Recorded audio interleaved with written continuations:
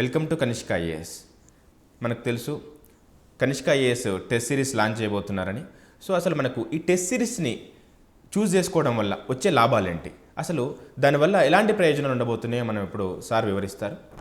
So APPSC group 1 exam రాయబోతున్న వారికి, అంటే mains exam, అదేవిధంగా లాంగ్ టర్మ్ ప్రిపరేషన్ భవిష్యత్తులో ఉండాలనుకుంటున్న వాళ్ళకి మిగతా వాటికంటే కనిష్క ఎట్లా భిన్నం అన్నదాన్ని ఒక పరిచయం చేయవలసిన అవసరం ఈ కొత్త తరానికి ఉంది.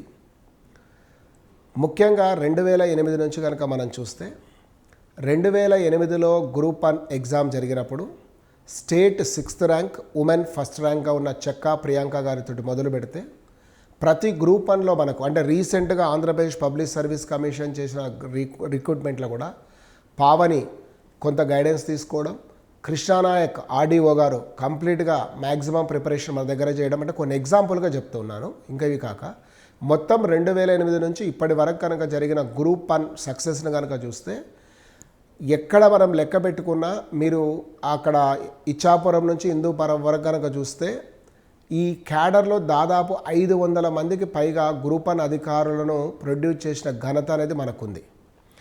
నాకున్న ఇన్ఫర్మేషన్ అంటే గుర్తున్నంత వరకు కూడా అరౌండ్ ఒక 25+ ఆర్డీఓలను చేసాం, 100+ డిఎస్పీలు అయ్యారు. ఎందుకంటే ఎప్పుడు డిఎస్పీ రిక్రూట్మెంట్ ఎక్కువగా ఉండేది. సో ఇవి కనిష్కను వాళ్ళు చూజ్ చేసుకోవడం వల్ల బై చాయిస్, వాళ్ళది ఛాన్స్ అని కూడా చెప్పను, ఆ చాయిస్ అనేది వాళ్ళని గట్టెక్కించింది. అసలు ఎందుకు ఇంత సక్సెస్ అయ్యింది అప్పుడు అన్నదాన్ని కూడా చూస్తే ఖచ్చితంగా సక్సెస్ అవ్వడం వెనుక సీనియర్ ఫ్యాకల్టీలు ఒకటి, 2 సరైన సమయంలో సరైన గైడెన్స్ ఇవ్వడము, ఈ 2 జరిగాయి. ఇప్పుడు మారుతున్న ట్రెండ్స్కి అనుగుణంగా అదే స్థాయిలో నిష్ణాతులు కలిగిన యువతరంతో కూడిన ఫ్యాకల్టీ సీనియర్లకు తోడు, మళ్ళీ అదే ఉద్దేశం, అదే పట్టుదలతోటి మరి ఈ యొక్క టెస్ట్ సిరీస్ కానీ మెంటార్షిప్ అని, అంటే మోడర్న్ ట్రెండ్స్ అనేటివి మనం అడాప్ట్ చేసుకోవడం అనేది జరిగింది.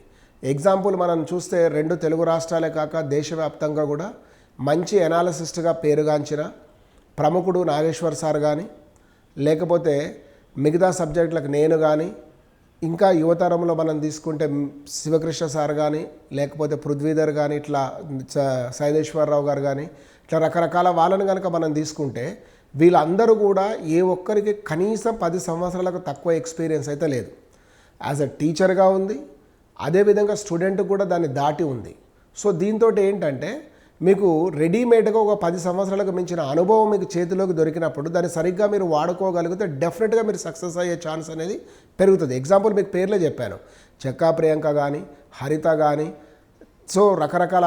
అదేవిధంగా రీసెంట్గా మీరు చూస్తే కృష్ణానాయక్ కానీ, పావని కానీ, 2011 రీనోటిఫికేషన్ అప్పుడు చూస్తే ఇక్కడ వాణి మేడం కానీ, లేకపోతే ఈ నరేష్ డిపిఓ కానీ, జగదీష్, అంటే ఇట్లా ఎగ్జాంపుల్గా చెప్తున్నా, వెరీ రీసెంట్గా లేదా రెగ్యులర్గా టచ్ ఉంటున్న వాళ్ళదంటూ. సో ఈ అన్నీ చూసినప్పుడు మీరు వాళ్ళలాగా సక్సెస్ అయ్యే అవకాశం మాత్రం నాకు డెఫినెట్గా అయ్యే ఛాన్స్ ఉందని మాత్రం అనిపిస్తుంది. అందుకనే మీరు కనిష్కను చూజ్ చేసుకోవచ్చు.